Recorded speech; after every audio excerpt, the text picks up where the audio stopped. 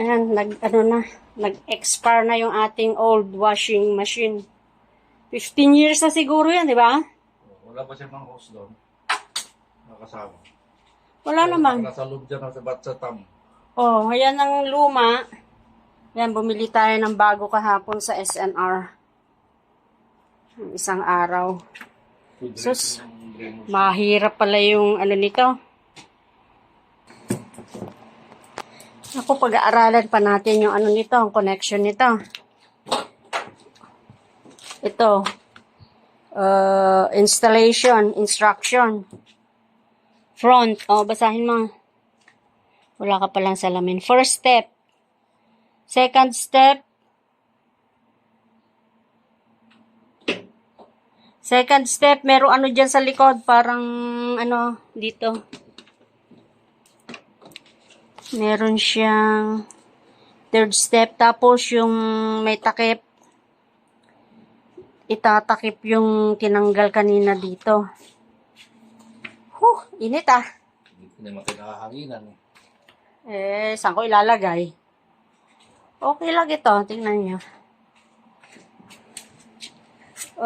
Ilang ano to? Kilograms? Ha? 7 kilos. Ang binili namin yung front load. Kasi mas maganda raw yung front load. Ito nga nasira, top load ito pero hindi papagawa ito, nag-stock up lang. Hindi nga mabuksan ni husband yun, no. Kasi lilinisin dahil hindi nagdi-drain ng tubig. Sa katagalan, syempre yung mga dumi-dumi, tumitigas. Kaya magagamit pa yan, ipapagawa pa. Kaya lang, hindi na ako nakakalaban ng ilang araw. Ito yung old. Ito yung old pala, 6 kilograms lang yung old eh. Fully automatic washing machine. Pero maganda pa rin siya kahit na matagal na. Maganda naman ang performance niya. Pero kailangan natin ng bago kasi sa dami na ng mga lalabhan. Mas malaki ito. 7 kilos ito. 7 kilos yung pag-aaralan pa natin yung mga yan. Kakabit yung tubig. Oh, susme. Init.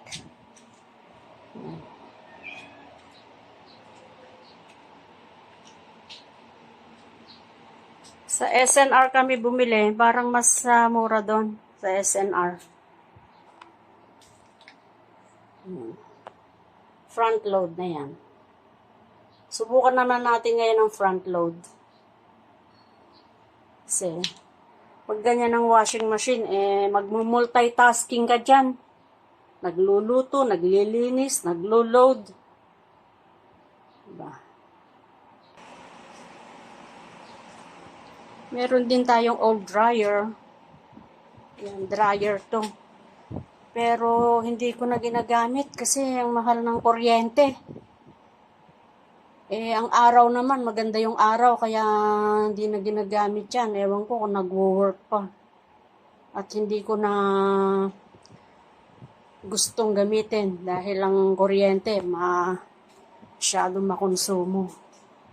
So, yun ang bago. Yun yung luma. Papagawa ko pa yun, yung luma.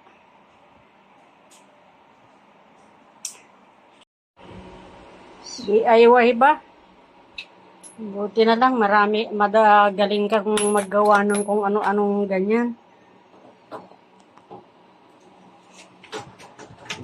Connection ng tubig.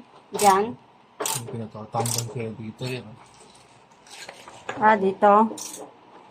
Dito sa installation.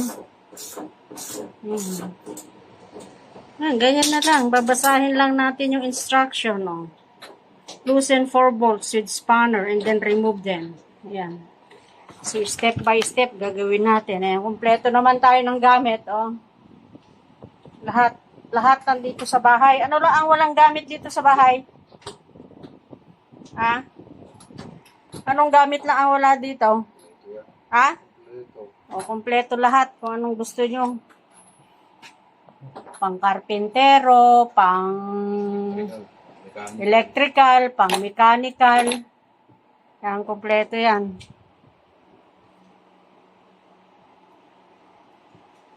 Kasi mahilig magkukuting-ting si husband ng kung ano-ano eh. Ayan, gaya niyang luma na yan. Siya nagtanggal ng mga ano, kaya lang, hindi kaya talagang ilusen yung drum. Kasi masyadong very tight. Very tight ang ano, tumigas siguro yung mga dumi. Yan, may sarili din akong ano eh. Itong box na to, may sarili din akong mga gamit dito. Kaya lang mga simple lang. Kung mag-ano ko ng electric fan, may pupukpukin akong maliit na ano. Ito, oh, tingnan mo. O flat screw. Yung isa, yan. O meron din ako nito. Mga simple lang. Para hindi ko pinapakialaman yung mga gamit niya. Kasi mga complicated eh. Hindi kaya ng powers ko yan. Tama na ako dito. Sa sinet up ko.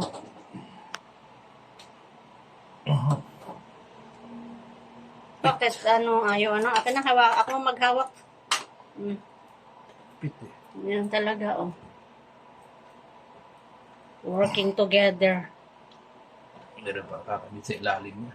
Ha? Meron pa kakabit sa ilalim. May kakabit pa sa ilalim? Ano?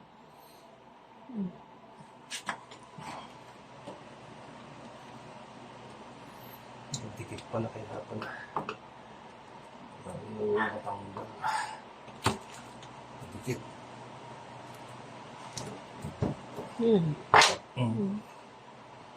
Dikit eh.